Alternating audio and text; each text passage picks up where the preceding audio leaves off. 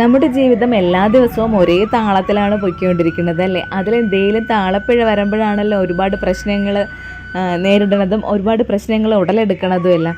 അപ്പോൾ എനിക്കും എല്ലാ ദിവസവും കാണിക്കാനായിട്ട് ഇത് മാത്രമേ ഉള്ളൂ. എല്ലാ ദിവസവും എൻ്റെ ജീവിതം ഇങ്ങനെയാണ്. അപ്പോൾ ഇതിൽ പിന്നെ ഈ വെച്ച് കെട്ടലോ അല്ലെങ്കിൽ കൂട്ടിച്ചേർക്കലുകളോ ഒന്നുമില്ല. എങ്ങനെയാണോ ഞങ്ങളുടെ ജീവിതം അതുപോലെ തന്നെയാണ് ഈ കാണിച്ചുകൊണ്ടിരിക്കുന്നത്.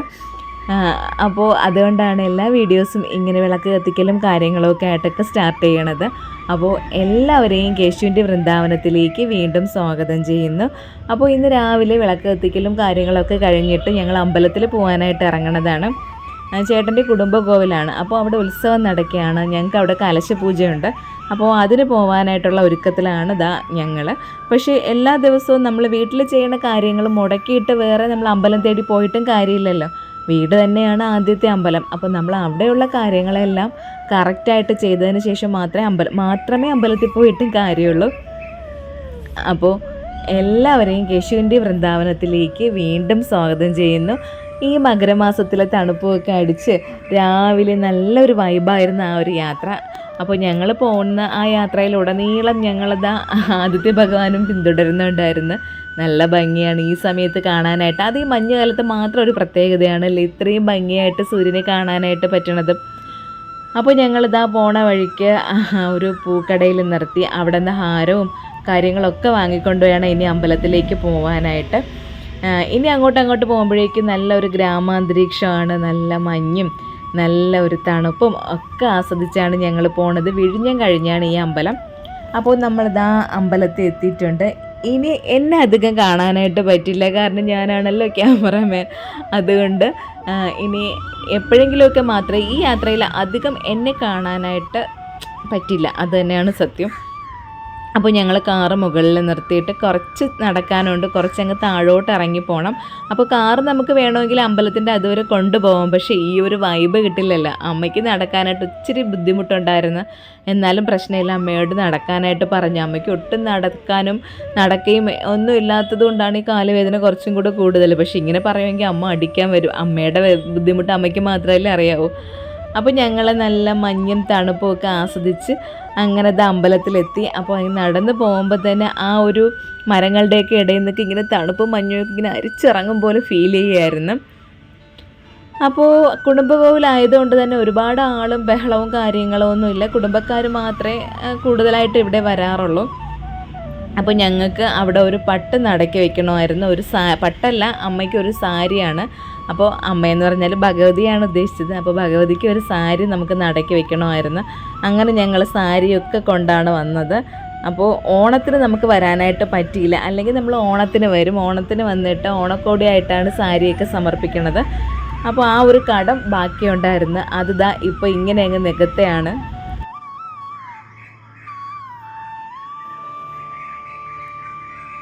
ഞങ്ങൾ രാവിലെയാണ് വീട്ടിൽ നിന്ന് ഇറങ്ങിയത്. കാരണം ഇവിടുത്തെ കാര്യങ്ങളൊക്കെ കഴിഞ്ഞ് എന്തായാലും നമുക്ക് കലശപൂജയ്ക്ക് നിൽക്കാനായിട്ട് പറ്റില്ല. 9 മണിയെങ്കിലും കഴിയും കലശപൂജ തുടങ്ങുമ്പോൾ തന്നെ. പക്ഷെ നമുക്ക് തിരിച്ച് വന്നിട്ട് വേണം ഷോപ്പൊക്കെ തുറക്കാനായിട്ട്. അത് നമ്മുടെ അന്നമല്ല, അന്നം കളഞ്ഞിട്ട് നമുക്ക് വേറെ ഒന്നും ചെയ്യാനും പറ്റില്ല. അപ്പോൾ ഞങ്ങളങ്ങനെ അവിടെ നിൽക്കുകയാണ്. അപ്പോൾ അന്ന് ദേവപ്രശ്നമൊക്കെ ഉണ്ടായിരുന്ന അമ്പലത്തിൽ. അപ്പോൾ അതിൻ്റെ കാര്യങ്ങളൊക്കെ ആയിട്ട് എല്ലാവരും ഭയങ്കര ബിസിയുമായിരുന്നു. അപ്പോൾ ഞങ്ങൾ കൊടുക്കാനുള്ള കാര്യങ്ങളൊക്കെ അവിടെ സമർപ്പിച്ച് അപ്പോഴാണ് കണ്ടില്ലേ കുറച്ച് കൊഴുന്നിരിക്കുന്നത് കണ്ടത്. കൊഴുന്ന് കാണുമ്പോഴേക്ക് പിന്നെ അറിയാമല്ലോ ഭയങ്കര ഒരു ഇതാണ്. അതൊന്ന് കയ്യിൽ കിട്ടി. നമ്മൾ പണ്ട് എന്ത് ചെയ്യുമെന്ന് വെച്ചാൽ ഈ കൊഴുന്ന് കിട്ടുന്ന സമയത്ത് കൊണ്ട് നമ്മൾ ഡ്രസ്സിൻ്റെയൊക്കെ ഇടയിൽ ഇങ്ങനെ വെച്ചിരിക്കും. അപ്പോൾ പിന്നെ അത് എടുക്കുമ്പോൾ നല്ലൊരു മണമാണ്. അല്ലെങ്കിലും ഒരു പ്രത്യേക ഒരു പോസിറ്റിവിറ്റി ഇല്ല. നമ്മൾ ഈ കൊഴുന്നൊക്കെ കാണുമ്പോഴേക്കും ഒരു പ്രത്യേക ഒരു രസമാണത്. അങ്ങനെ അമ്പലത്തിൽ നിന്ന് കിട്ടിയ പ്രസാദമൊക്കെ കഴിച്ച് നമ്മൾ അവിടുത്തെ പൂജയൊക്കെ കണ്ടിറങ്ങിയപ്പോഴേക്ക് പ്രഭാത ഭക്ഷണത്തിൻ്റെ സമയമായി. പിന്നെ ഇത് കളഞ്ഞിട്ട് പോകാനായിട്ട് മനസ്സ് വരും? അതൊരിക്കലും ഇല്ല. നല്ല ചൂട് ഇഡ്ഡലി സാമ്പാറുമായിരുന്നു അവിടെ കൊടുത്തുകൊണ്ടിരുന്നത്. അപ്പോൾ ഇനി അങ്ങോട്ടാണ് അന്നദാനങ്ങളുടെ സമയമൊക്കെ. നമ്മൾ പനീരമൂട്ടിൽ ഒരു ദിവസം പോലും മിസ്സാക്കൂല അന്നദാനം. അതൊരു പ്രത്യേക ടേസ്റ്റാണ്. ഒരു കറിയും ഇല്ലെങ്കിലും നമുക്ക് ചിലപ്പോൾ ഒരു അച്ചാറും ഒരു ഒഴിച്ചുകറി മാത്രം തന്നാലും മതി. എന്തോ അമ്പലത്തിൽ നിന്ന് കഴിക്കുമ്പോഴേക്കും അതിന് പ്രത്യേക ഒരു സ്വാദാണെന്ന് തോന്നും. അങ്ങനെ ഇഡ്ഡലി സാമ്പാറും ഒക്കെ കഴിച്ചിട്ട് വേണം ഇനി ഇവിടെ നിന്ന് പോവാനായിട്ട്. അപ്പം കണ്ടില്ല, ഞാൻ അഡ്ജസ്റ്റ് ചെയ്തൊക്കെയാണ് എന്നെയും കൂടെ ഇതിൽ ഉൾപ്പെടുത്തിയിരിക്കുന്നത്. അങ്ങനെ ഫുഡൊക്കെ കഴിച്ച് അവിടെ നിന്ന് അങ്ങനെ ഇറങ്ങിയാണ്. അപ്പോൾ വീണ്ടും അടുത്തൊരു പ്രസാദം കൂടെ കിട്ടി. കേശുവിന് ഭയങ്കര ഇഷ്ടമാണ് ഇങ്ങനെ പഴം നെയ്യും പഞ്ചസാരയൊക്കെ ഇട്ട് കഴിക്കാനായിട്ട്. ഇനി അതൊക്കെ കഴിഞ്ഞ് നിറഞ്ഞ സന്തോഷത്തോടു കൂടി ഇന്നിതാ വീണ്ടും തിരിച്ച് വീട്ടിലോട്ട് പോവുകയാണ്. അപ്പോൾ ഞാൻ അങ്ങോട്ട് പോയപ്പോൾ തന്നെ ഇതാ ഒരാളെ നോക്കി വെച്ചിരുന്നത് ഈ സംഭവം കണ്ടില്ലേ, ഇതാണ് വേലിച്ചീര. പണ്ട് നമ്മുടെ വീട്ടിൽ മതിലും കാര്യങ്ങളൊന്നുമില്ല, മൊത്തം വേലിയൊക്കെ ആയിരുന്നല്ലോ. അപ്പോൾ ആ വേലിയിൽ മൊത്തം ഈ വേലിച്ചീരയായിരുന്നു.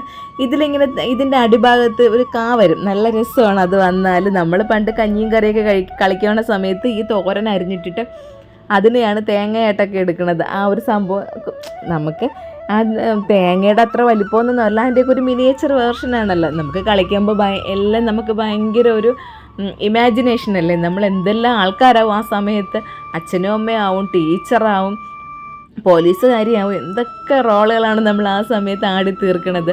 അങ്ങനെ ആ വേലിച്ചീരയും കൂടെ കൂട്ടിയാണ് ഇതാ പോണത്. അതിന് മധുരച്ചീരയെന്ന് പറയും, ഭയങ്കര ഗുണമാണ്. മുമ്പൊക്കെ നമ്മുടെ വീട്ടിൻ്റെ ആ ഒരു പരിസരത്തൊക്കെ എല്ലായിടത്തും ഇഷ്ടം പോലെ ഉണ്ടായിരുന്നു. പക്ഷെ ഇപ്പം അതൊന്നും കാണാനില്ല. നമ്മുടെ സൗകര്യങ്ങൾ കൂടിയപ്പോഴേക്ക് ഒഴിവാക്കിയവരിൽ പെട്ടതായിപ്പോൾ ഈ ഒരാളും. അങ്ങനെ കണ്ടപാടെ അതിനെയും കൂടെയൊക്കെ എടുത്തും കൊണ്ടാണ് ഇറങ്ങിയത്. അപ്പോൾ ഞങ്ങളുടെ അമ്പലത്തിൻ്റെ താഴെ ഒരു അമ്പലമുണ്ട്, അവിടെ ഉത്സവം നടക്കുകയാണ്. എല്ലാ വർഷവും ഒരുമിച്ച് തന്നെയാണ് ഉത്സവം. അപ്പോൾ അവിടെ ചെന്നപ്പോഴേക്ക് കളിപ്പാട്ടക്കട കണ്ടപ്പോൾ പിന്നെ കേശുവിന് ഇരിക്കപ്പുറതിയില്ല. അങ്ങനെ ഇറങ്ങി അവിടെ നിന്ന് കളിപ്പാട്ടമൊക്കെ വാങ്ങിക്കൊണ്ടാണ് തിരിച്ചു പോണത്. അപ്പോൾ നമ്മുടെ അമ്പലത്തിൽ അങ്ങനെ കളിപ്പാട്ടവും കാര്യങ്ങളൊന്നും ഇല്ലായിരുന്നു. തിരിച്ച് പോണ വഴിക്ക് ഇതാ വിഴിഞ്ഞോ അല്ലേ, പിന്നെ മീനിൻ്റെ കാര്യമൊന്നും പറയണ്ടല്ലോ. അപ്പോൾ ഞങ്ങൾ പോയപ്പോഴേ പ്ലാൻ ചെയ്തിരുന്നത് അവിടെ നിന്ന് മീനും കൂടെ വാങ്ങിക്കൊണ്ട് വരണമെന്ന്. അപ്പോൾ ഒരു ചൂര മീനാണ് വാങ്ങിയത്. ഒരു ചൂരയ്ക്ക് 100 രൂപയായിരുന്ന റേറ്റ്. നല്ല പച്ച ചൂരയെന്ന് വെച്ചാൽ നമ്മൾ കരിമ്പ് പോലത്തെ ചൂരയെന്നൊക്കെ പറയുമല്ലോ, അതേപോലത്തെ ചൂരയായിരുന്നു കിട്ടിയത്. അതൊക്കെ വാങ്ങിച്ച് പിന്നെ വലിയ ചൂര 500 രൂപയുടെ ചൂരയൊക്കെ നല്ല ലാഭത്തിന് ഇരിപ്പുണ്ടായിരുന്നു.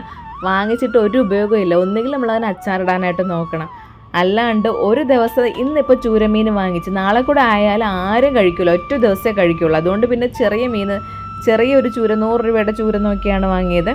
അങ്ങനെ അത് കോവളം ജംഗ്ഷനായിരുന്നു. കോവളം ജംഗ്ഷനിൽ നിന്നൊക്കെ നേരെ ഇനി വീട്ടിലോട്ട് പോയിക്കൊണ്ടിരിക്കുകയാണ്. വിഴിഞ്ഞ ഹാർബറിലൊന്ന് കയറണമെന്നുണ്ടായിരുന്നു, പക്ഷെ നമ്മൾ പോലീസുകാരോട് ചോദിച്ചപ്പോഴേക്കും അങ്ങോട്ട് അധികം ആൾക്കാരെ കടത്തി വിടൂലെന്നാണ് അവർ പറഞ്ഞത്. അപ്പം ഞങ്ങൾ ആ മോഹമൊക്കെ വഴിയിൽ ഉപേക്ഷിച്ചിട്ട് തിരിച്ച് നമ്മുടെ വൃന്ദാവനത്തിലെത്തി. രാവിലെ നല്ല മഞ്ഞൊക്കെ അടിച്ച് നല്ല ഒരു യാത്രയായിരുന്നു.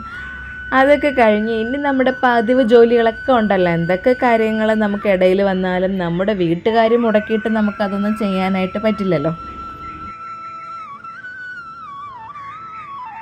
അപ്പോൾ മല്ലിപ്പൊടിയൊക്കെ തീരാറായി. അങ്ങനെ മല്ലി വാങ്ങിക്കൊണ്ട് വന്നായിരുന്നു. സത്യം പറഞ്ഞാൽ സാധാരണ ഞാനങ്ങനെ മല്ലി കഴുകി ഉണക്കി പൊടിക്കാറൊന്നുമില്ല. നമ്മൾ മില്ലിൽ നിന്ന് ഡയറക്റ്റായിട്ട് വാങ്ങുകയാണ് ചെയ്യാറ്.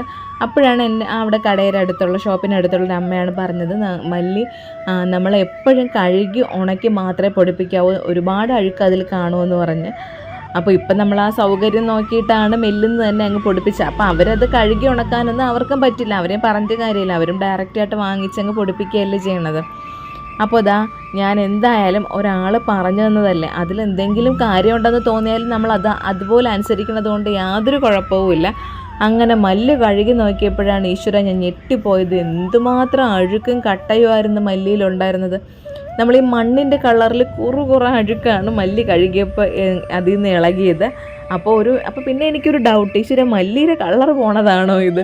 അത്രയ്ക്ക് കളറും അഴുക്കും ആയിരുന്നു അതിൽ, മണ്ണിൻ്റെ കളറായിരുന്നത്.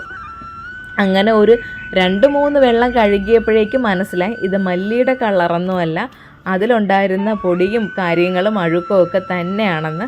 അങ്ങനെ 3 വെള്ളം കഴുകി, 4 കഴുകി, 5 വെള്ളം കഴുകിയപ്പോഴാണ് കുറച്ചൊരു സമാധാനം മനസ്സിന് വന്നത്. അപ്പോഴേക്കും നല്ല വെളുത്ത് വരും പോലെ തോന്നി മല്ലി കാണാനും. അമ്മ അവിടെ മീനൊക്കെ കട്ട് ചെയ്തുകൊണ്ടിരിക്കുകയാണ്. ആ ചൂര കിട്ടിയില്ലേ, അപ്പോൾ ആ ചൂര അമ്മ അവിടെ കട്ട് ചെയ്തുകൊണ്ടിരിക്കുകയാണ്. ഇനി എനിക്കിതാ ഇതാണ് ഇന്നത്തെ എൻ്റെ പണി. അപ്പോൾ നമുക്ക് കുറച്ചധികം സമയമൊക്കെ എടുക്കും, ഇതിനൊക്കെ ഒന്ന് ക്ഷമയോടുകൂടി വേണം കഴുകിയൊക്കെ വൃത്തിയാക്കി എടുക്കാനായിട്ട്. പിന്നെ ഒരുപാട് സമയം വെള്ളത്തിലിട്ടുകൊണ്ടിരിക്കാനും പറ്റൂലല്ലോ, കാരണം ഇത് കുതിർന്നു പോയാലും പാടല്ലേ, നമുക്ക് പൊടിപ്പിക്കാനുള്ളതല്ലേ. പണ്ടൊക്കെ ഇപ്പോൾ എൻ്റെ അമ്മയായിരുന്നാലും ഇവിടുത്തെ അമ്മയായിരുന്നാലും ഒക്കെ പറഞ്ഞ് കേൾക്കാം, അവർ പൊടികളൊന്നും അല്ല യൂസ് ചെയ്തിരുന്നതെന്ന്. മഞ്ഞളായിരുന്നാലും മല്ലിയായിരുന്നാലും മുളകായിരുന്നാലും എല്ലാം അങ്ങോട്ട് അരകല്ലിൽ വെച്ച് അരച്ചാണ് കറികൾ വെച്ചിരുന്നതെന്ന്. അപ്പോൾ അതിനൊരു പ്രത്യേക ടേസ്റ്റാണ്. അങ്ങനെ നമ്മൾ അരകല്ലിൽ അരച്ച് കറികൾ വെക്കുമ്പോഴേക്ക്. ഇപ്പോഴും അതിനൊക്കെ ആഗ്രഹമുണ്ട്. ഒരു അരകല്ല് കുറച്ച് മാറിക്കിടന്നതിനൊക്കെ ഞാൻ കഷ്ടപ്പെട്ട് സാഹസികമായിട്ടൊക്കെ പൊക്കിയെടുത്ത് അരയ്ക്കാൻ പാകത്തിനൊക്കെ കൊണ്ട് വെച്ചിട്ടും ഉണ്ടായിരുന്നു. ഒരു ദിവസം അരച്ച് നോക്കി, പക്ഷേ അവിടെ നല്ല ഇതം കുറവാണ് അവിടെ ഇരുന്ന് അരയ്ക്കാനായിട്ട്. പിന്നെ അതുമല്ല, അരച്ച് പ്രാക്ടീസ് ഇല്ലാത്തത് കൊണ്ട് നല്ല ബുദ്ധിമുട്ടാണ്. പിന്നെ ഇതെല്ലാം നമ്മൾ ആരും വയറ്റിൽ നിന്ന് പഠിച്ചുകൊണ്ട് വരുന്ന കാര്യങ്ങളൊന്നും അല്ല. പ്രാക്ടീസ് ഇല്ല എന്ന് പറഞ്ഞ് തള്ളിക്കളഞ്ഞിട്ടൊന്നും കാര്യമില്ല. നമ്മൾ മനസ്സ് വെച്ചാൽ 2 ദിവസം കൊണ്ട് നമ്മൾ അത് പഠിച്ചെടുക്കും. നമുക്ക് പിന്നെ അതിനൊരു മനസ്സില്ലെന്ന് മാത്രമേ ഉള്ളൂ, അതാണ് കാര്യം. അപ്പോൾ പുതിയൊരു ആൻഡ്രോയിഡ് ഫോണോ പുതിയ എന്തെങ്കിലുമൊക്കെ പുതിയ വേർഷനുള്ള ഫോണൊക്കെ കിട്ടിയാലും നമുക്ക് ചിലപ്പോൾ അത് അറിഞ്ഞുകൂടാ, അതിൻ്റെ എങ്ങനെയാണത് യൂസ് ചെയ്യണമെന്ന് അറിഞ്ഞിട്ടുണ്ട്. പക്ഷെ നമ്മൾ ആ ഒരു ക്യൂരിയോസിറ്റി കാരണം കൂടിപ്പോയാൽ 2 ദിവസം നമ്മൾ അതിൻ്റെ A to Z കാര്യങ്ങൾ പഠിച്ചെടുത്തിരിക്കും. കാരണം അത് നമ്മുടെ ആവശ്യവും അത്യാവശ്യമൊക്കെ ആണല്ലോ ആ സംഭവങ്ങൾ. അതുപോലെ തന്നെ ഇതൊരു 2 ദിവസം മെനക്കെട്ടാൽ മതി. അപ്പം ഞാനിങ്ങനെ ഒരിക്കൽ അമ്മിക്കല്ലിൽ അരക്കണ കണ്ടപ്പോഴേക്കും അമ്മ പറയണം, ഇങ്ങനെയാണോ അരക്കണത്, കറക്കി അരക്കണമെന്ന്. അപ്പോൾ അതൊക്കെ ഇനി ഒന്ന് പഠിക്കണം. അങ്ങനെ മല്ലി മുകളിൽ ഉണക്കാനായിട്ടൊക്കെ കൊണ്ടിട്ട്, അപ്പോൾ ഞാനിത് മല്ലി ഉണക്കണതിൻ്റെ ഷോർട്സ് ഇട്ടപ്പോൾ തന്നെ എനിക്ക് റീൽസ് ഇട്ടപ്പോഴും കമൻറ്റ് വന്നിട്ടുണ്ടായിരുന്നു, മല്ലി പേപ്പറിൽ വിരിച്ച് ഉണക്കാൻ പാടില്ലെന്ന്. അത് ശരി തന്നെയാണ്, പേപ്പറിൽ വെച്ച് ഉണക്കാൻ പാടില്ല, അതിൻ്റെ ഇങ്കൊക്കെ ആവും. അപ്പോൾ ഇനി ഞങ്ങളുടെ വീട്ടിലിപ്പോൾ പരമ്പ് കാര്യങ്ങളോ ഒന്നുമില്ല. അപ്പോൾ ഇനി ഒരു പരമ്പ് വാങ്ങണം ഇങ്ങനെയുള്ള കാര്യങ്ങൾക്ക് എല്ലാത്തിനുമായിട്ട്. അങ്ങനെ അത് അവിടെ ഉണക്കാനായിട്ട് വെച്ചിരിക്കുകയാണ്. ഒരു വൈകുന്നേരം ആകുമ്പോഴേക്കും നല്ലതുപോലെ ഉണങ്ങും. ഞങ്ങളും കൂടെ നിന്നാൽ നമ്മളെയും കൂടെ ഉണക്കി തരും, അത്ര വെയിലാണ് മുകളിൽ.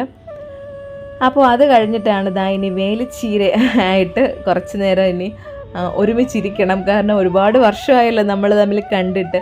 അപ്പോൾ ഒരുപാട് വിശേഷങ്ങൾ നമുക്ക് പറയാനും ഉണ്ട്. എൻ്റെ ഓർമ്മ ശരിയാണെങ്കിൽ ഞാനൊരു 10ലോ എന്തോ 8ലോ 10ലോ ഒക്കെ പഠിച്ചിരുന്ന സമയത്താണ് അവസാനമായിട്ട് ഞങ്ങൾ തമ്മിൽ മീറ്റ് ചെയ്യണത്. അതിനുശേഷം പിന്നെ ഇത്രയും വർഷങ്ങളെടുത്ത് വീണ്ടും ഒന്ന് കാണാനായിട്ട് ഞാൻ ആ പരിസരത്തൊക്കെ നോക്കും. ഞാൻ എൻ്റെ അമ്മയോട് ചോദിക്കുമായിരുന്നു, നമുക്കിവിടെയൊക്കെ ഇഷ്ടം പോലെ നിന്നതല്ലേ, ഇപ്പോൾ അത് കാണാൻ പോലും ഇല്ല. ചിലപ്പോൾ അവിടെ എവിടെയെങ്കിലുമൊക്കെ ഞാൻ കണ്ടിട്ടുള്ള സ്ഥലത്തൊന്നുമില്ല. അതുകൊണ്ട് ഞങ്ങളുടെ സ്ഥലത്ത് ഇല്ല എന്നൊന്നും എനിക്ക് വാദിക്കാനൊന്നും പറ്റില്ല. ഇതുള്ള വീടുകളും കാണും. അപ്പോൾ എന്തായാലും ഇങ്ങനെയുള്ള ഔഷധങ്ങളും ഗുണനിലവാരമുള്ള ചീരകളൊക്കെ കണ്ടാൽ വിട്ട് കളയാനായിട്ട് മനസ്സിന് ഭയങ്കര ഒരു മടിയാണ്. അപ്പോൾ ഇന്നത്തേക്കുള്ളതായില്ലേ, മുന്നേ നമ്മുടെ വേലിയിലൊക്കെ നിൽക്കുമ്പോഴേക്കും അമ്മ ഞങ്ങളെ കൊണ്ടാണ് എടുപ്പിക്കണത്. നമുക്ക് ചില സമയം കലി വരും, കളിച്ചുകൊണ്ടൊക്കെ നിൽക്കുമ്പോഴായിരിക്കും ആ ചീര പൊട്ടിച്ചുകൊണ്ട് പോകാമെന്ന് പറയണത്.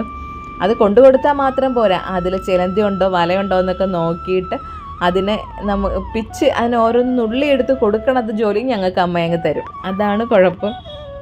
അങ്ങനെ അപ്പോൾ നമ്മൾ ആ ചീര അരിയുമ്പോൾ കുറച്ച് ശ്രദ്ധിക്കണം. കുഞ്ഞു കുഞ്ഞു വലകളും പച്ച ചിലന്തിയൊക്കെ കാണും. അപ്പോൾ അത്രയും സൂക്ഷ്മ നിരീക്ഷണങ്ങളൊക്കെ നടത്തിയതിന് ശേഷമാണ് ആ ചീര അരിഞ്ഞൊക്കെ വെച്ചത്. പിന്നെ നല്ല നാടൻ വെണ്ടയ്ക്കയാണ്, ആനക്കൊമ്പം വെണ്ട. അന്ന് ഒരു ഉമ്മയുടെ നിന്ന് വാങ്ങിയത് തന്നെയായിരുന്നു. ഇന്നാണ് വെക്കാനായിട്ട് പോണത്.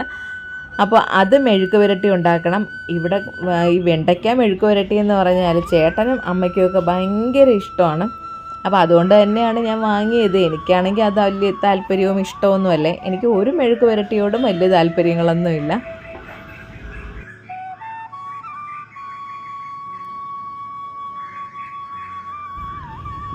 അപ്പോൾ ഈ വേലിച്ചീര തോരനും വെക്കണം. ആ മെഴുക്ക് പുരട്ടി ഇനി ആ വെണ്ടയ്ക്ക മെഴുക്ക് പുരട്ടിയല്ല, ആ വെണ്ടയ്ക്ക ഇനി മെഴുക്ക് പുരട്ടിയും ആക്കണം. അതൊക്കെയാണ് അടുത്ത പരിപാടികൾ. പിന്നെ ചീരയെല്ലാം കട്ട് ചെയ്തിട്ട് അതിന് തോരൻ വെക്കാനായിട്ട് പോണതാണ്. അതിനാണ് ഒരു ചീനച്ചട്ടി എടുത്ത് അടുപ്പത്ത് വെച്ച് എണ്ണ ഒഴിച്ച് കടുകിട്ട് കറിവേപ്പില ഇട്ട്, വറ്റൽമുളക് ഇട്ടില്ല കാരണം വറ്റൽമുളക് തീർന്നു പോയായിരുന്നു.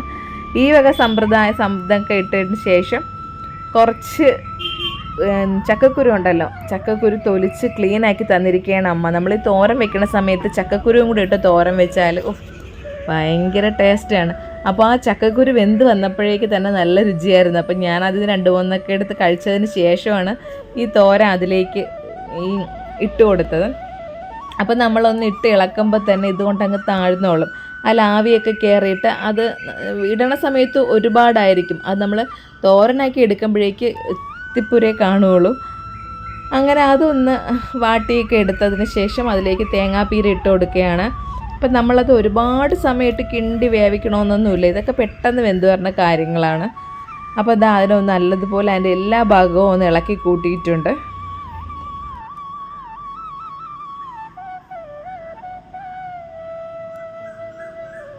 കുറച്ചൊന്ന് വെന്തെന്ന് തോന്നുമ്പോഴേക്ക് അതിൽ മഞ്ഞൾപ്പൊടി ഇട്ട് കൊടുക്കണം, ഒരല്ലി വെളുത്തുള്ളി ഇട്ട് കൊടുക്കണം, കുറച്ച് ജീരകം, നല്ല ജീരകമാണ് ഇടേണ്ടത്, നല്ല ജീരകം ഇട്ട് കൊടുക്കണം.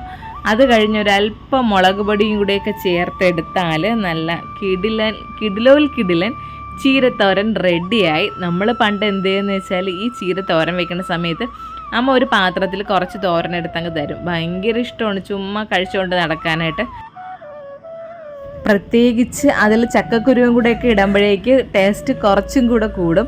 അങ്ങനെന്താ നമ്മുടെ ടേസ്റ്റി ആയിട്ടുള്ള ചീരത്തോരൻ റെഡി ആയിട്ടുണ്ട്. ഇതൊന്നും ആർക്കും വെക്കാൻ അറിഞ്ഞുകൂടാത്ത പുതിയ റെസിപ്പിയൊന്നുമല്ല, പക്ഷേ നമ്മൾക്ക് അറിഞ്ഞുകൂടാത്തതുകൊണ്ടാണ്. ഇങ്ങനെ ചെയ്യാൻ അറിഞ്ഞുകൂടാത്തവരും ഒത്തിരി ആൾക്കാരുണ്ട്. അപ്പോൾ അവർക്ക് വേണ്ടിയത് മാത്രം വിചാരിച്ചാൽ മതി. അങ്ങനെ തോരനൊക്കെ ഇനി ഒരു പാത്രത്തിലേക്ക് പകർന്നു വെക്കണം.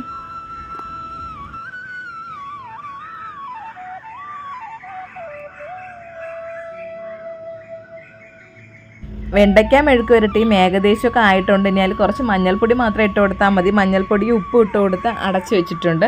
അപ്പോഴേക്ക് ചേട്ടൻ വന്നപ്പോഴേക്ക് അവിടെയൊക്കെ ഓഫർ കിടപ്പുണ്ട്. അങ്ങനെ കുറച്ച് സാധനങ്ങൾ ലുലുവിലും ഓഫറുണ്ട്, താഴെ ഹൈപ്പർ മാർക്കറ്റിലും ഓഫറുണ്ട്, അതിൻ്റെ അപ്പുറത്തൊരു മാർജിൻ ഫ്രീയിലും ഓഫർ, എല്ലാം ഓഫറുകൾ തന്നെയായിരുന്നു.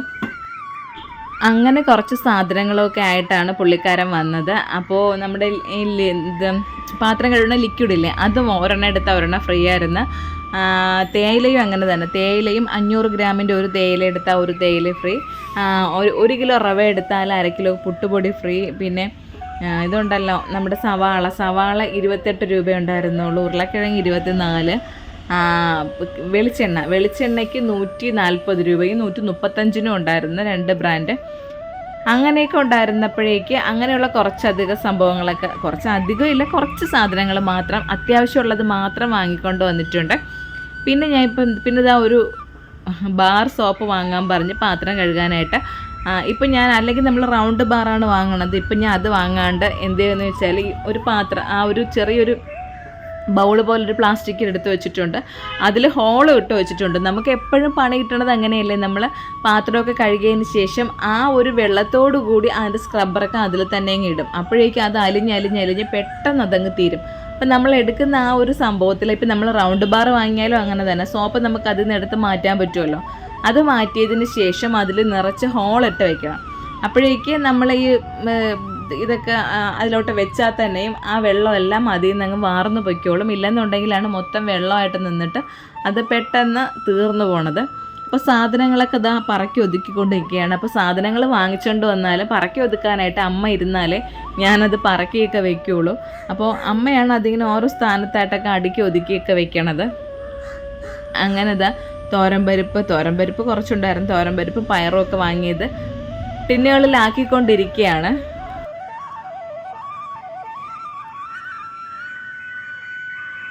പിന്നെ വൈകുന്നേരം ആയപ്പോഴേക്കും മല്ലി നല്ല ചിലങ്ക പോലെ ഉണങ്ങി കിട്ടിയായിരുന്നു. നല്ല രീതിക്ക് അങ്ങ് ഉണങ്ങി കിട്ടി. അപ്പോൾ ഞാൻ പറഞ്ഞില്ലേ, നമ്മൾ ടെറസിൻ്റെ മുകളിലാണെങ്കിൽ ഭയങ്കര വെയിലാണ്. നമ്മളും കൂടെ നിന്നാലും നമ്മളെയും കൂടെ അത് ഉണക്കി കരിച്ചിങ്ങി തരും. അപ്പോൾ ചിലങ്ക പോലെ എന്ന് പറഞ്ഞത് നമ്മളങ്ങനെ സാധാരണ പറയാറുണ്ട് കേട്ടോ. നമ്മളിങ്ങനെ ഉണങ്ങി എടുക്കുമ്പോഴേക്കും ഒരു കിലി സൗണ്ട് കേൾക്കില്ലേ, അതുകൊണ്ടാണ് അങ്ങനെ ചിലങ്ക പോലെ ഉണങ്ങിയെന്ന് പറയുന്നത്. ഇതൊക്കെ ഒരു പ്രയോഗങ്ങളാണ്. അപ്പോൾ ഇനി അതിനെ കൊണ്ട് പൊടിപ്പിക്കാനായിട്ട് കൊടുക്കണം. അതിനിപ്പോൾ ഇന്നിനി പറ്റില്ല, നാളെ കടയിൽ പോകുമ്പോഴേക്കും ഞങ്ങളുടെ ഒപ്റ്റിക്കൽ ഷോപ്പിൻ്റെ കൂടെ ചേർന്ന് തന്നെയാണ് ഒരു മില്ലുണ്ട്. അപ്പോൾ അവിടെ കൊടുക്കണം പൊടിപ്പിക്കാനായിട്ട്. അപ്പോൾ ഇത്ര കാര്യമേ ഉണ്ടായിരുന്നുള്ളൂ. ഇതിനാണ് മല്ലി പൊടിയായിട്ട് വാങ്ങിക്കൊണ്ടിരുന്നത്. ഇനിയെല്ലാം ഇതുപോലെ മാത്രമേ ചെയ്യുള്ളൂ. അപ്പോൾ അതൊക്കെ കഴിഞ്ഞിട്ട് ഞങ്ങളിതാ നേരെ വീട്ടിലോട്ടാണ് വന്നത്.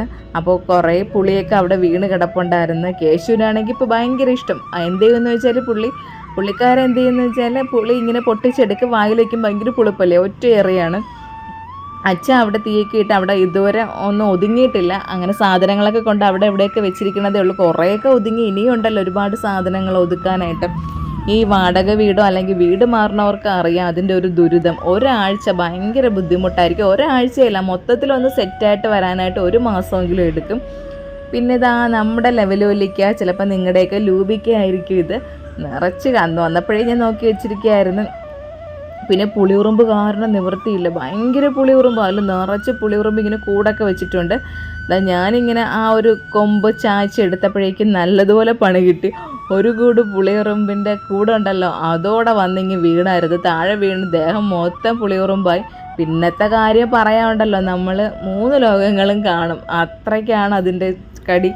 തലയിലൊക്കെ ആയിരുന്നു. പിന്നെ അതും അതോടെ അതവിടെ ഇട്ടിട്ട് പോയതാണ്. എന്നുള്ളിൽ നമുക്ക് തോറ്റു പിന്മാറാനായിട്ട് മടിയാണല്ലോ. അങ്ങനെ വീണ്ടും വന്ന് അതിനെ ഇങ്ങനെ ശല്യപ്പെടുത്താണ്ട് ഓരോന്നായിട്ട് നുള്ളിപ്പിച്ചെടുത്തുകൊണ്ടിരിക്കുകയാണ്. ഇത് കൊണ്ടുപോയിട്ട് ഉപ്പിലിടുകയും വേണം, അച്ചാറിടുകയും വേണം. പണ്ട് സ്കൂളിൽ പഠിക്കുമ്പോഴേക്കും ഇതൊക്കെ കൊണ്ടാണ് പോണത്. എന്നും എന്തെങ്കിലുമൊക്കെ കാണും. ഒന്നുകിൽ പുളിയേരി കാണും, അല്ലെങ്കിൽ ജാമ്പയ്ക്ക കാണും, അല്ലെന്നുണ്ടെങ്കിൽ ഇത് ഉപ്പിലിട്ടത് കാണും, കാരയ്ക്ക ഉപ്പിലിട്ടത് കാണും. എന്തെങ്കിലുമൊക്കെ ആൾക്കാരിങ്ങനെ കൊണ്ടുവരും. ബാർട്ടർ സമ്പ്രദായം എന്ന് വേണമെങ്കിൽ തന്നെ പറയാം. അത് കൊടുത്ത് നമ്മൾ ചിലപ്പോൾ ജാമ്പയ്ക്ക കൊടുത്ത് പുളിഞ്ചിക്ക വാങ്ങിക്കും, പുളിഞ്ചിക്ക കൊടുത്ത് നെല്ലിക്ക വാങ്ങിക്കും. അതൊക്കെ ഒരു കാലം. പിന്നെ ഇത് അമൃതം പഴുത്ത് നിൽക്കണുണ്ട്. നോക്കിയപ്പോഴേക്ക് കാക്ക കൊത്തി തറയിലൊക്കെ ഇട്ടിരിക്കുകയാണ്. അങ്ങനെ ഞാൻ അച്ഛൻ്റെ അടുത്ത് പറഞ്ഞതാണ്, അച്ഛനോ ഒന്ന് അടിച്ചിട്ട് നോക്കുന്നത്. പക്ഷെ ഒരു രക്ഷയുമില്ല. അതിൻ്റെ ഞെട്ടിന് കട്ടി കൂടുതലാണല്ലോ. കുറേയൊക്കെ ശ്രമിച്ചിട്ട് പറ്റിയില്ല. അപ്പം ഞാൻ വിചാരിച്ചു അച്ഛൻ ചെയ്തുകൊണ്ടായിരിക്കും പറ്റാത്തതെന്ന്. അങ്ങനെ അച്ഛൻ്റെ ഇത് കമ്പ് വാങ്ങിച്ചിട്ട് ഞാനും ഒന്ന് ശ്രമിച്ചു നോക്കി. ഒരു രക്ഷയുമില്ല. ഭയങ്കര കട്ടി. താഴെ നിന്ന് അത് നോക്കി വെള്ളം ഇറക്കാൻ മാത്രമേ പറ്റുള്ളൂ എന്നാണ് തോന്നണത്. പിന്നെ ഇതാ അന്ന് കൊണ്ടുപോയതിൻ്റെ ബാലൻസ് കാരക്കകൾ അവിടെ നിൽപ്പുണ്ടായിരുന്നു. അതും കൂടെയൊക്കെ ഇന്ന് എടുക്കാമെന്ന് വിചാരിച്ച്. അന്ന് ഉപ്പിലിട്ട കാരക്ക ഫുള്ള് തീർന്നു.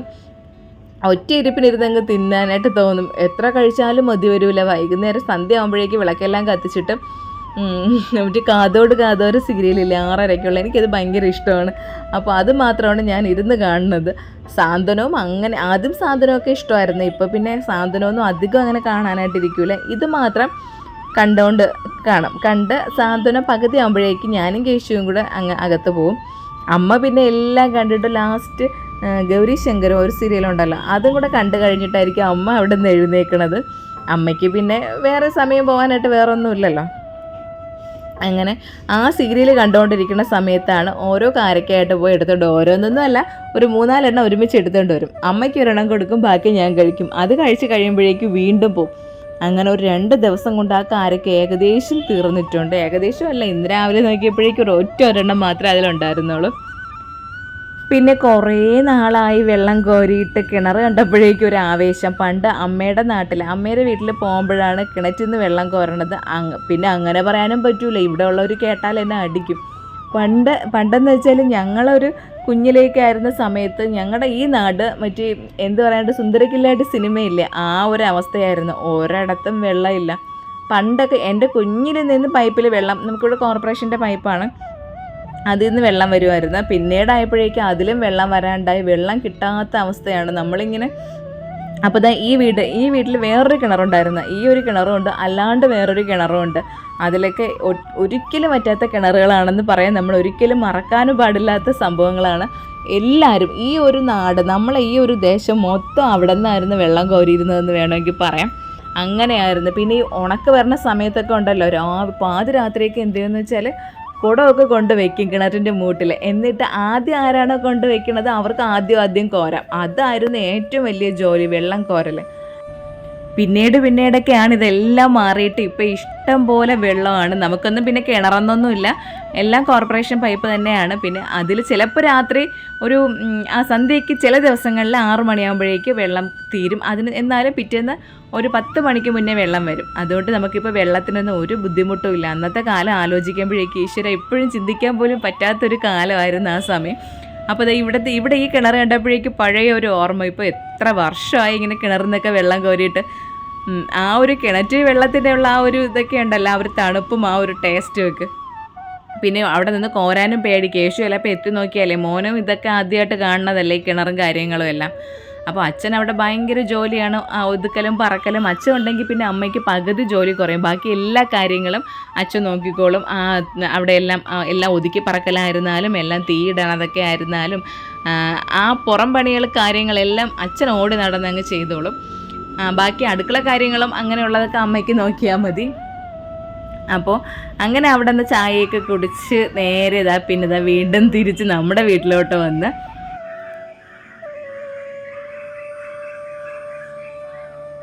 ഇനി വൈകുന്നേരത്തേക്ക് ഉപ്പുമാവ് ഉണ്ടാക്കാമെന്ന് വിചാരിച്ച് കുറേ നാളായി ഉപ്പുമാവ് കഴിച്ചിട്ട്.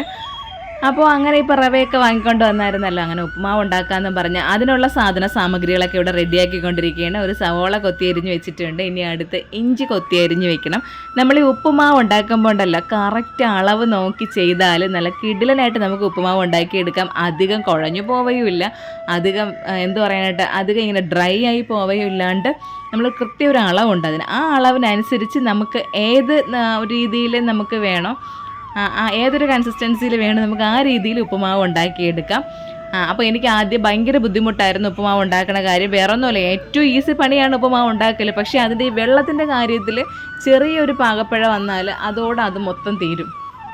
പിന്നെയാണ് ഇങ്ങനെ ഈ ഒരു അളവ് കറക്റ്റ്, അത് ഞാൻ യൂട്യൂബിലൊരു വീഡിയോ കണ്ടത് തന്നെയാണ്. അതിനുശേഷമാണ് ഉപ്പുമാവ് കറക്റ്റായിട്ട് ഉണ്ടാക്കാനായിട്ട് ഞാൻ പഠിച്ചത്. അപ്പോൾ അതിനുള്ള സാധനങ്ങൾ നമുക്ക് എന്ത് സാധനങ്ങൾ വേണമെങ്കിലും ചേർക്കാം. എന്തെന്ന് പറഞ്ഞാൽ കണ്ടതൊന്നും ചേർക്കാൻ പറ്റുമെന്നല്ല, ഈ വെജിറ്റബിൾ ഐറ്റംസ് നമുക്ക് അങ്ങനെ ഇങ്ങനെ അല്ലറ ചില്ലറ എല്ലാമൊക്കെ ചേർക്കാം. അപ്പോൾ ഞാൻ സവോള എടുത്ത് ഇഞ്ചി കൊത്തി അരിഞ്ഞ് എടുത്തിട്ടുണ്ട്. ഇനി പച്ചമുളക് എടുത്തിട്ടുണ്ട്. പച്ചമുളക് ഒരു 3-4 എടുത്തിട്ടുണ്ട്. ഞാൻ എപ്പോഴും പറയും പോലെ ഞങ്ങൾക്ക് കുറച്ച് എരിവ് കൂടുതൽ വേണം. പിന്നെ ഇതാ ഒരു 2-3 ചെറിയ ക്യാരറ്റ് കിടപ്പുണ്ടായിരുന്നു, അതിനെയും കൂടെ കൊത്തി അരിഞ്ഞ് എടുക്കുകയാണ്. അതും കൂടെ ചെറിയ പീസാക്കിയിട്ട് ഇട്ട് കൊടുക്കും. ഇപ്പോൾ കണ്ടില്ലേ, നല്ല പല വർണ്ണങ്ങളിൽ ഓരോ സംഭവങ്ങൾ ഇവിടെ റെഡി ആയിട്ടുണ്ട്. ഇനി ഒരു വെള്ള കളറിൻ്റെ കുറവുണ്ട്, തേങ്ങാപ്പീരയുടെ, അതും കൂടെ നമുക്കിനി വേണം. അപ്പം എന്താ ചീനച്ചട്ടി എടുത്തിട്ടുണ്ട്, അത് ചൂടാക്കി എണ്ണ ഒഴിച്ച് കടുകിട്ട് കറിവേപ്പില ഇട്ട്, വറ്റൽമുളക് ഇടാനില്ല, ഇല്ലെങ്കിൽ വറ്റൽമുളകും കൂടെ ഇട്ട് കൊടുക്കണം. ഇത്രയും സംഭവങ്ങളൊന്ന് ചൂടായിട്ട് കടുക് നല്ലതുപോലെ പൊട്ടണം. പൊട്ടിയൊക്കെ വന്നതിന് ശേഷം നമുക്ക് ഈ പല വർണ്ണങ്ങളിൽ നമ്മളിവിടെ കട്ട് ചെയ്ത് പീസാക്കി വെച്ചിരിക്കുന്ന സംഭവങ്ങളുണ്ടല്ലോ, അതിനെല്ലാം കൂടെ എടുത്തങ്ങ് ഇട്ട് കൊടുക്കുക. അതിന് മുന്നേ കുറച്ച് ഉഴുന്ന പരിപ്പും കൂടെ ഇട്ട് കൊടുക്കണുണ്ട്. അപ്പോൾ ഇനി ഉഴുന്ന പരിപ്പും കൂടെ അതാ ഇട്ട് കൊടുത്ത് ഇനി ഇതും കൂടെ ഒന്ന് ചൂടായിട്ട് വരണേ. അപ്പം നമ്മൾ ഇനി ഉഴുന്ന പരിപ്പും കൂടെ ഒക്കെ ഇടുമ്പോഴേക്കും പെട്ടെന്ന് നല്ല തിളച്ച് കിടക്കുന്ന എണ്ണയാണ്, കടുക് പൊട്ടിയിട്ട് കിടക്കുന്ന എണ്ണയാണ്. അപ്പോൾ അതുകൊണ്ട് ഫ്ലെയിം നന്നായിട്ട് കുറച്ച് വെച്ചിട്ട് വേണം ഉഴുന്ന പരിപ്പ് ഇടാനായിട്ട്, ഇല്ലെങ്കിൽ അതങ്ങ് കരിഞ്ഞു പോവും. പിന്നെ അതിൻ്റെ ആ ഒരു ടേസ്റ്റേ അങ്ങ് പോവും. അതിന് ശേഷമാണ് പിന്നെ ഇതാ കറിവേപ്പിലേക്ക് ഇട്ട് കൊടുത്തത്. ഇനി ഇതെല്ലാം കൂടെ ഒന്ന് ചെറുതായിട്ടൊന്ന് മൂപ്പിച്ചെടുക്കണം. അതിനുശേഷം ദാ നമ്മൾ കട്ട് ചെയ്ത് വെച്ചിരിക്കുന്ന സാമഗ്രികളെല്ലാം ഇതിലേക്ക് അങ്ങ് ഇട്ട് കൊടുക്കാം. അപ്പോൾ ഇനി അതിന് ശേഷം എല്ലാം കൂടെ നന്നായിട്ടൊന്ന് ഇളക്കിയെടുക്കണം. നമ്മുടെ ഇവിടെ കിഴക്കേക്കോട്ടയിലല്ല, പടിഞ്ഞാറേക്കോട്ടയിൽ അവിടെ ഒരു ഉടുപ്പി ഹോട്ടലുണ്ട്. അവിടെ നിന്ന് നല്ല ഉപ്പുമാവ് കിട്ടും, നല്ല ടേസ്റ്റാണ്. അവിടുത്തെ ഉപ്പുമാവ് നല്ല കുഴഞ്ഞാണ് ഇരിക്കുന്നത്, അതൊരു പ്രത്യേക രുചിയാണ് അത് കഴിക്കാനായിട്ട്. അപ്പോൾ ഞാനിങ്ങനെ അധികം കുഴഞ്ഞതല്ല ഇപ്പോൾ ഉണ്ടാക്കാനായിട്ട് പോകുന്നത്. ഞാൻ പറഞ്ഞില്ലേ, നമുക്ക് ഏത് പ്രപ്പോർഷനിൽ വേണമെങ്കിലും വെള്ളം അഡ്ജസ്റ്റ് ചെയ്ത് ഉണ്ടാക്കിയെടുക്കാം. അപ്പോൾ ഇനി അതിന് ശേഷം ഒരു അരമുറി തേങ്ങ തിരികെ എടുത്തിട്ടുണ്ട്. അതിനതാ ഒന്ന് പിഴിഞ്ഞ് തേങ്ങാപ്പാലാക്കി എടുത്തിട്ടുണ്ട്. പിന്നെ നമ്മൾ ആ തേങ്ങ കൊത്തൊന്നും എടുത്ത് മാറ്റണ്ട. ഇനിയാണ് വെള്ളത്തിൻ്റെ അളവ് നോക്കാനുള്ളത്. അപ്പോൾ ഇവിടെ എല്ലാവർക്കും ഒരുപാട് കുഴയണതും ഇഷ്ടമില്ല, എന്നാലും ഇങ്ങനെ ഭയങ്കരമായിട്ട് ഇങ്ങനെ പറന്നിരിക്കുമല്ലോ, അതും ഇഷ്ടമില്ല. അപ്പോൾ ഞാൻ എന്ത് ചെയ്യുമെന്ന് വെച്ചാൽ, ഇവിടെ ഇപ്പം നമുക്ക് എല്ലാവർക്കും വേണമല്ലോ. അപ്പോൾ ഈ ഒരു ഗ്ലാസ്, ആ സെയിം ഗ്ലാസ് തന്നെ എടുക്കണം. ആ സെയിം ഗ്ലാസ്സിൽ 5 ഗ്ലാസ് വെള്ളം ഒഴിച്ചിട്ടുണ്ട്. അപ്പോൾ 5 ഗ്ലാസ് വെള്ളത്തിൻ്റെ കറക്റ്റ് അളവ് എങ്ങനെയാണെന്ന് വെച്ചാൽ, ഒരു 3.25 കപ്പ് മാവും കൂടെ റവയും കൂടെ മതിയാവും. നമ്മളിപ്പോൾ 2 ഗ്ലാസ് വെള്ളത്തിന് 1 ഗ്ലാസ്, ആ ഒരു കണക്കിനൊക്കെ നോക്കി എടുത്താൽ മതി. അപ്പോൾ 2 ഗ്ലാസ്സിന് 1 ഗ്ലാസ് ആകുമ്പോൾ 3 ഗ്ലാസ് വെള്ളത്തിന് 1.5 ഗ്ലാസ് റവയാണ് വേണ്ടത്. അങ്ങനെ നോക്കുമ്പോൾ ഒരു 5 ഗ്ലാസ് വെള്ളത്തിന് ഞാനൊരു 3.5 കപ്പ് തികച്ചെടുത്തില്ല, ഏകദേശം ഒരു 3 ഒരല്പം കൂടെ റവ എടുത്തിട്ടുണ്ട്. ആ സെയിം ഗ്ലാസ്സിനാണ് എടുക്കുന്നത്. അപ്പോൾ ഇതാ കണ്ടില്ലേ, ഇനി തേങ്ങാപ്പാലും കൂടെ ഒഴിച്ച് ഒരു 3 ഗ്ലാസ് വെള്ളവും 2 ഗ്ലാസ് തേങ്ങാപ്പാലും കൂടെയാണ് ഒഴിച്ചത്. അപ്പോൾ അത് നല്ല തിളച്ച് വന്നിട്ട്, ഞാൻ പറഞ്ഞില്ലേ, ആ ഒരു സെയിം കപ്പ്, ഇപ്പം നമുക്ക് വെള്ളം കോരി എടുത്തതുകൊണ്ട് ആ സെയിം കപ്പ് പറ്റൂല, അതേ അളവിലുള്ള അതേ മോഡലിലുള്ള അതിൻ്റെ പോലത്തെ തന്നെ അതിൻ്റെ ഒരു ഇരട്ട സഹോദരനെയാണ് ഞാൻ വേറെ എടുത്തത്. എന്നിട്ട് അതിൽ നിറച്ച് തന്നെ റവ ഇടണം. ഇട്ടിട്ട് ഇതാക്കണ്ടല്ലേ, ഇപ്പം 2 ഗ്ലാസ് ഇട്ട് ഇനി ഒരു 3 കപ്പ്, 2 ഗ്ലാസ് അല്ല 2 കപ്പ്, ഇതാ 3ാമത്തെ കപ്പ്. അപ്പം നമ്മൾ ഇട്ട് കൊടുക്കുമ്പോഴേക്കും നമുക്ക് തോന്നും, ഈശ്വര വെള്ളം കൂടിപ്പോയോ എന്ന്. പക്ഷേ അത് നല്ല വേവാനായിട്ട് ഇത്രയും ഞാൻ പിന്നെ 3.5 എടുത്തില്ല കേട്ടോ, എൻ്റെ മനസ്സിലായിരുന്നു 3.5 ഞാൻ ഉണ്ടായിരുന്ന കറക്റ്റ് 3 കപ്പ് എടുത്തോളൂ. അപ്പോൾ 5 ഗ്ലാസ് വെള്ളത്തിന് 3 കപ്പ് റവ മതിയാവും. ഇപ്പോൾ കണ്ടില്ലേ, നല്ല കറക്റ്റ് പാകത്തിന് നമുക്ക് കിട്ടും. നല്ലതുപോലെ വെള്ളത്തിൽ കിടന്ന് ഇതൊന്ന് വെന്ത് വരെയും ചെയ്യും.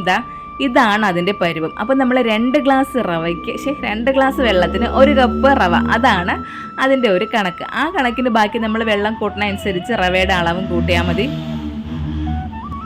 പിന്നെ നമുക്ക് നല്ല കുഴഞ്ഞിരിക്കുന്ന പരുവത്തിന് വേണം എടുക്കണമെന്നുണ്ടെങ്കിൽ സെയിം 2 കപ്പ് വെള്ളത്തിന് 2 കപ്പ് റവ, 1 കപ്പ് വെള്ളത്തിന് 1 കപ്പ് റവ, അങ്ങനെ എടുക്കുകയാണെന്നുണ്ടെങ്കിൽ കുറച്ചും കൂടെ കുഴഞ്ഞ പരുവത്തിൽ നമുക്ക് കിട്ടും. അപ്പോൾ അതാ അവിടെ റവ ഉപ്പുമാവ് നല്ല കിടിലനായിട്ട് റെഡി ആയിട്ടുണ്ട്. നമുക്ക് കുറച്ച് മധുരം വേണമെന്നുണ്ടെങ്കിൽ ആ വെള്ളം തിളച്ച് വരില്ലേ, അതിൽ ഉപ്പും കൂടെ ഇടുന്ന സമയത്ത് തന്നെ, പിന്നെ വെള്ളത്തിൽ ഉപ്പും കൂടെ ഇട്ടിട്ടാണ് എടുക്കുന്നത്. ആ ഉപ്പിടുന്ന സമയത്ത് തന്നെ കുറച്ച് പഞ്ചസാരയും കൂടെ വേണമെങ്കിൽ ഇട്ട് കൊടുക്കാം. അങ്ങനെ അവിടെ ഉപ്പുമാവ് റെഡിയായി. ഇനി ഒരു ബുൾസയും കൂടെ ഉണ്ടാക്കാമെന്ന് വിചാരിച്ച് അങ്ങനെ ഒരു ബുൾസയും കൂടെ റെഡിയാക്കിക്കൊണ്ടിരിക്കുകയാണ്. നമുക്കിവിടെ ഇത് ഇങ്ങനെ ഈ ഒരു പരുവം പറ്റൂല, നല്ലതുപോലെ വെന്ത് ആ മഞ്ഞക്കരു ഉണ്ടല്ലോ ആ സംഭവം കൂടെ വെന്ത് വന്നാലേ ഇവിടെ എല്ലാവർക്കും ഇഷ്ടപ്പെടുള്ളൂ. അപ്പോൾ അതുകൊണ്ടാണ് ഇങ്ങനെ അടച്ച് വെച്ചൊക്കെ വേവിച്ചത്. അപ്പോൾ അതിൻ്റെ മുകളിലേക്ക് കുറച്ച് മഞ്ഞക്കുഞ്ഞെന്നൊക്കെയാണ് പറയാൻ വന്നത്, കുരുമുളക് പൊടി ഇട്ട് കൊടുത്ത് ഉപ്പ് പൊടി തൂക്കിക്കൊടുത്ത് ഇനി വീണ്ടും അടച്ച് വെച്ച് വേവിച്ചിട്ട് എടുക്കുമ്പോഴേക്ക് ഇതേപോലെ വെന്ത് വന്നിരിക്കും. അപ്പോൾ ഇതാണ് ഞങ്ങളിവിടുത്തെ ബുൾസയുടെ ഒരു കണക്ക്. അപ്പോൾ അതും കൂടെ എടുത്തിട്ടുണ്ട്. ഇനി പഴവും ഉണ്ട്, പപ്പടവും ഉണ്ട്. ഇത്രയുമാണ് നമുക്ക് കഴിക്കാനായിട്ട് നമ്മളിപ്പോൾ ഉണ്ടാക്കിയത്. ഇനി ചേട്ടനുള്ളത് ഇവിടെ റെഡിയാക്കി വെച്ചിട്ടേ ഉള്ളൂ. പുള്ളിക്കാരൻ വന്നതിന് ശേഷം കാസറോളിൽ അടച്ച് വെച്ചിട്ടുണ്ട്. ഇനി പുള്ളിക്കാരൻ വന്നതിന് ശേഷം എന്തോന്നൊരു ബുൾസൈ ഉണ്ടാക്കണം. പിന്നെ പപ്പടമൊക്കെ പൊരിച്ച് ഓൾറെഡി വെച്ചിരിക്കുകയല്ലേ, ബുൾസൈയും കൂടെ പൊരിച്ചങ്ങ് കൊടുത്താൽ മതി, കാര്യം കഴിഞ്ഞ. ഇല്ലെങ്കിൽ ഇനി രാത്രി ഇതിനകത്ത് കിടന്ന് മൽപ്പിടുത്തം പിടിക്കണം. ഭയങ്കര ചൂടുമായിരിക്കും രാത്രി മേലൊക്കെ കഴുകി കഴിഞ്ഞാൽ പിന്നെ ഭയങ്കര ബുദ്ധിമുട്ടാണ് അടുക്കളയിൽ കയറാനായിട്ട്. പക്ഷേ രാവിലെ കുളിച്ച് കയറുന്നതിന് യാതൊരു മടിയുമില്ല. രാത്രി ഭയങ്കര ഒരു ചൂടും കാര്യമൊക്കെ തോന്നും. അപ്പോൾ അതൊക്കെ അവിടെ റെഡിയാക്കി ഞാനും അമ്മയും കേശും കൂടിയൊക്കെ കഴിച്ചിട്ടുണ്ട്. മോന് ചെറിയ പനിയുടെ ഇതുകൊണ്ട് ഇനി നാളെ എന്താവും അവസ്ഥയെന്നൊന്നും അറിഞ്ഞൂടാ. പനി വന്നാൽ 2-3 ദിവസം കഴിയാണ്ട് അവന് കുറേയില്ല മോന്. പിന്നെ വേറൊരു കാര്യമുള്ളത്, അങ്ങനെ ഇങ്ങനെ പെട്ടെന്നൊന്നും മോന് അസുഖം വരില്ല, പനിയൊന്നും അങ്ങനെ വരാറില്ല. വന്നു കഴിഞ്ഞാൽ പിന്നെ അത് 2-3 ദിവസത്തേക്ക് നന്നായിട്ട് അങ്ങ് പനിക്കും. പിന്നെ ഈ പയറിൻ്റെ കാര്യം പറഞ്ഞില്ലല്ലോ, ഒരു മൂട് പയറ് മതി. നമ്മളതിന് വളം കൊടുത്തില്ലെങ്കിലും എപ്പോഴും അതിന് നനവ് വേണം, എപ്പോഴും വെള്ളം കൊടുത്താൽ മാത്രം മതി. വയലിലൊക്കെയാണല്ലോ കൂടുതൽ പയറൊക്കെ നടുന്നത്. എപ്പോഴും നനവ് കിട്ടിയാൽ മാത്രം മതി, അത് നിറച്ച് അങ്ങ് കാച്ചോളും. എനിക്ക് അനുഭവമാണ്. ഇഷ്ടംപോലെ ചുവപ്പ് പയർ ഞാനിവിടെ അടുത്തതാണ്. അതുപോലെ തന്നെ നമ്മൾ എന്ത് ചെയ്യണമെന്ന് വെച്ചാൽ എപ്പോഴും അതിലിങ്ങനെ കായ വന്നുകൊണ്ടിരിക്കാൻ വേണ്ടി അതിൻ്റെ ഇലകളിങ്ങനെ നുള്ളി കൊടുക്കുമ്പോഴേക്കും അവിടെ നിന്ന് പുതിയ മുളകളൊക്കെ പൊട്ടിയിട്ട് അത് നിറച്ച് ശിഖരമൊക്കെ വന്നിട്ട് നിറയെ കാച്ചോളും. അപ്പോൾ ഇതൊക്കെയാണ് ഇന്നത്തെ എൻ്റെ വിശേഷങ്ങൾ. ഞങ്ങളുടെ വിശേഷങ്ങൾ ഇഷ്ടമായ ലൈക്ക് ചെയ്യുക, ഇഷ്ടമായില്ലെങ്കിൽ ഡിസ്ലൈക്ക് ചെയ്യുക. പിന്നെ നിങ്ങളിത് കാണുന്നത് FBയിലാണെങ്കിൽ എൻ്റെ പേജ് ഒന്ന് ഫോളോ ചെയ്യണം, അല്ല യൂട്യൂബിലാണെങ്കിൽ ചാനലൊന്ന് സബ്സ്ക്രൈബ് ചെയ്യാനായിട്ട് മറക്കരുത്. പുതിയ വീഡിയോയും പുതിയ വിശേഷങ്ങളുമായിട്ട് നമുക്ക് വീണ്ടും കാണാം.